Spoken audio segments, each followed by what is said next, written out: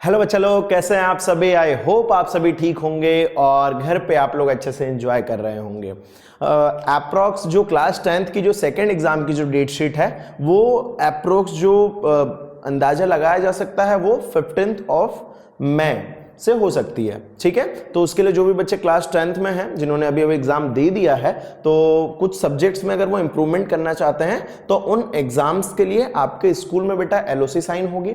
आपको जो भी सब्जेक्ट्स में आपका इंप्रूवमेंट एग्जाम देना है, मैक्सिमम 3 सब्जेक्ट्स में आप लोग अपना इंप्रूवमेंट एग्जाम दे सकते हैं। ठीक है, उसके अलावा जो चीजें हैं आप अभी से ही, जो 1 मंथ का टाइम है बेटा, तो जो भी क्लास 10th से 11th में जाने वाले बच्चे हैं ये 1 मंथ जो है ये आप लोग बेटा वेस्ट ना करें। जो भी सब्जेक्ट्स आपको लेने हैं, जो भी आप अपना करियर सेट करना चाहते हैं, ये बहुत ही क्रूशियल टाइम है आप लोगों के लिए, क्योंकि ये जो आप 2 साल सब्जेक्ट्स पढ़ने जाएंगे इसको बहुत सारे स्टेट्स में बेटा क्लास 11th और क्लास 12 को जूनियर कॉलेजेस बोला जाता है। ठीक है, तो ये आपके लिए बेटा वेरी क्रूशियल मोमेंट्स हैं। आप जो भी सब्जेक्ट चूज करेंगे बेटा बहुत सोच समझ के सिलेक्ट करें and please be very practical. What you want to become in future, what are the courses you are taking in class 11th and 12th that will directly वो आपके फ्यूचर को अफेक्ट करेंगे।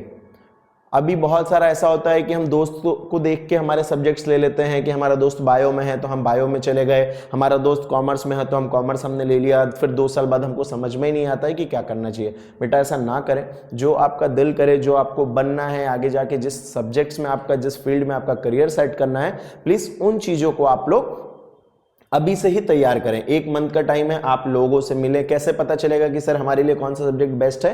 तो आप लोगों से मिले, जो पर्टिकुलर बायो वाले फील्ड में जो आपके सीनियर्स होंगे, उन्होंने जो बायो लिया होगा उनसे मिले, कॉमर्स लिया होगा, मैथ्स लिया होगा, ह्यूमैनिटीज ली होंगे, बहुत सारे अलग अलग सब्जेक्ट्स हैं, उन बच्चों से जाके आप लोग मिले बेटा, उनसे गाइडेंस ले, वो आपको अच्छे से गाइड कर पाएंगे कॉलेजेस के बारे में, बहुत सारी चीजों के बारे में। ठीक है, चलिए आज का जो हमारा वीडियो हम शुरू करते हैं। ये तो रही एक छोटी सी इंफॉर्मेशन क्लास 10th के लिए, लेकिन आज का जो हमारा वीडियो का जो टॉपिक है वो कुछ और ही है बेटा। जो बच्चे क्लास 8 से क्लास 9th में जा रहे हैं, you know that I am running a series on this. जो भी बच्चे 8 से 9th में जा रहे हैं, मैंने सीरीज ऑफ वीडियोस अपलोड किए हैं जिसमें जो जो बेसिक चेंजेस, मेजर चेंजेस किए गए हैं हमारे सब्जेक्ट्स में, वो मैंने अपलोड कर दिए थे। एसएसटी के अपलोड हो चुके हैं और साइंस के अपलोड हो चुके हैं, एसएसटी, साइंस, और आज हम लोग लेके आए, और मैथ्स के भी हो चुके हैं। आज हम लोग लेके आए हैं बेटा इंग्लिश का। तो इंग्लिश में बेटा बहुत ही अच्छी खुशखबरी है कि पहले हमको बेटा 2 बुक्स पढ़नी पड़ती थी। आपने भी देखा होगा बेटा, जो 2 बुक्स पढ़नी पड़ती थी हमको पहले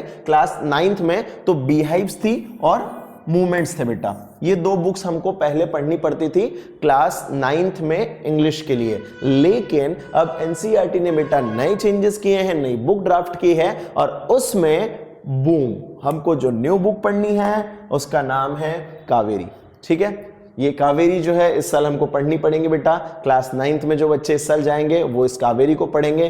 क्या है इस कावेरी में खास, तो देखते हैं। पहले हमारे जो अलग अलग पोएम्स और अलग अलग जो लिटरेचर सेक्शन था, तो अब इसमें क्या कर दिया गया है बेटा, जो इसका स्ट्रक्चर रहेगा उसमें क्या रहेगा, 8 चैप्टर्स रहेंगे। मतलब इस लिटरेचर वाला जो पोर्शन है वो 8 चैप्टर्स लिटरेचर वाला पोर्शन रहेगा, और बाकी के जो 8 चैप्टर्स है बेटा वो पोएम वाला पोर्शन रहेगा। तो आई होप आपको इस वीडियो में एक क्लियरिटी मिल गई हो कि इंग्लिश के लिए क्या क्या चीजें अब हमको चेंजेस होने वाले हैं। इसकी जो डिटेल वीडियो है, जैसे ही एक बुक मैं डाउनलोड करके फिर उसको भी अपलोड कर दूंगा, है ना, या फिर इसके डिस्क्रिप्शन में मैं उसका पीडीएफ लिंक दे दूंगा, तो आप जाके वहां से देख सकते हैं कि what are the major changes that CBSE has made in this Kaveri book. Okay, so अभी के लिए केवल इतना आप इंफॉर्मेशन लेके चलिए, मान के चलिए कि जो हमारा नया सेशन रहेगा 26-27, तो उसमें हमको कावेरी पढ़नी पड़ेगी क्लास 9th इंग्लिश के लिए, और इसमें हमको पढ़ना रहेगा 8 चैप्टर्स लिटरेचर के और 8 चैप्टर्स हमको बेटा पोएम पढ़नी रहेगी। आई होप आप सभी घर पे अच्छे से तैयारी करेंगे। जो बच्चे 8 से 9th में जा रहे हैं बेटा, ये उनका बेसिक का जो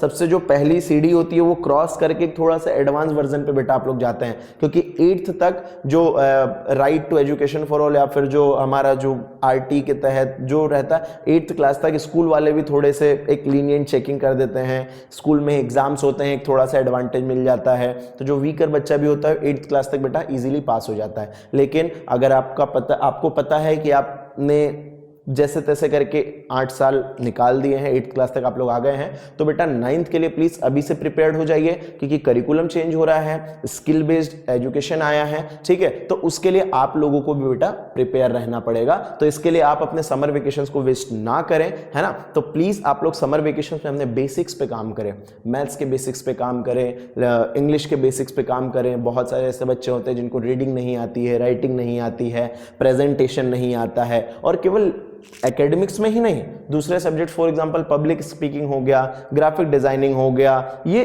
जो भी आपको मन करे वो सीखिए, बट प्लीज घर पे ना बैठिए। पता चले सुबह से उठ रहे हैं, फोन स्क्रॉल कर रहे हैं, फिर रात हो जा रही है, शाम को टहलने जा रहे हैं दोस्तों के साथ, दिन खत्म, रात में सो जा रहे हैं, फिर सुबह उठ के सेम टू सेम 1.5 महीना कब निकल जाता है पता ही नहीं चलता है। तो प्लीज बर्बाद ना करें। हाँ, अगर घूमने जाना है तो प्लीज लंबी ट्रिप पे जाएं, कोई दिक्कत नहीं है, आपके ऊपर है, लेकिन प्लीज ये समर वेकेशन की जो एक्स्ट्रा हॉलीडेज हैं उनको वेस्ट ना करें।